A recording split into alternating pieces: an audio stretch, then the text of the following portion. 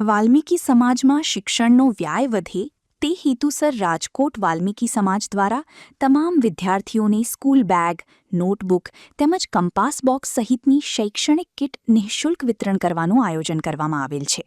સાથે સાથે તાજેતરની મહાનગરપાલિકા તથા નગરપાલિકાના ચૂંટણીમાં વિજેતા બનેલા સૌરાષ્ટ્ર વાલ્મીકી સમાજના સભ્યોને સન્માનિત કરાશે. તા 7 રવિવાર સાંજે 6 કલાકે 9 પરસાણા નગર મહાદેવ મંદિરની પાસેનું ગ્રાઉન્ડ જામનગર રોડ રાજકોટ ખાતે યોજાનાર કાર્યક્રમમાં મંત્રી દર્શનાબેન વાઘેલા, સાંસદ પરસોત્તમ રૂપાલા, મેયર નેહલ શુકલ, ધારાસભ્યો દર્શિતાબેન શાહ, ઉદયભાઈ કાનગડ, ભાનુબેન બાબરિયા, રમેશભાઈ ટીલાળા વગેરે ઉપસ્થિત રહેશે. કાર્યક્રમમાં ઉપસ્થિત રહેવા રાજકોટ વાલ્મીકી સમાજના પ્રમુખ મુકેશ પરમાર, અજય વાઘેલા, યતિન વાઘેલા, કિરીટ વાઘેલા વગેરે અબતક મીડિયાની શુભેચ્છા મુલાકાતે આવી જણાવ્યું હતું. હું મુકેશ પરમાર રાજકોટ વાલ્મીકી સમાજના પ્રમુખ છું અને આજે મારે સાથે અમારા રાજકોટ વાલ્મીકી સમાજની સમગ્ર ટીમના લોકો ઉપસ્થિત છે.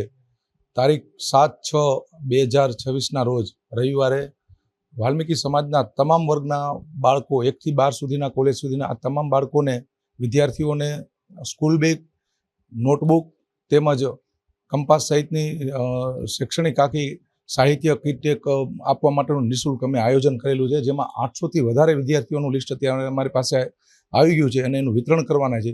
અને હજી પણ આ વિદ્યાર્થીઓની સંખ્યા રવિવાર સુધીમાં વધે એવી આશા છે.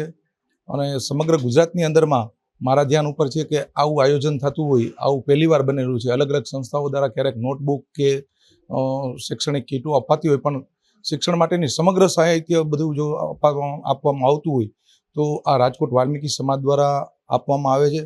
અને સાથોસાથ અમારા વાલ્મીકી સમાજના સૌરાષ્ટ્રની અંદરમાં તાજેતરની ચૂંટણીમાં જે લોકો ચૂંટાયા છે એવા સભ્યોનું પણ સન્માનનું આયોજન કરવામાં આવ્યું છે. આ અમારી ટીમનું હું ચૂંટાયેલો પ્રતિનિધિ છું અને અમારી ચૂંટણી વખતે પછીનું સૌથી પહેલું ધ્યેય એવું હતું કે આ સમાજની અંદરમાં શિક્ષણનો વ્યાપ વધે, લોકો સફાઈ કામ છોડીને ધીમે ધીમે શિક્ષણ પ્રત્યે જાગૃત થાય, એના માટે અમારી ટીમ સતત ને સતત પ્રયત્નશીલ છે.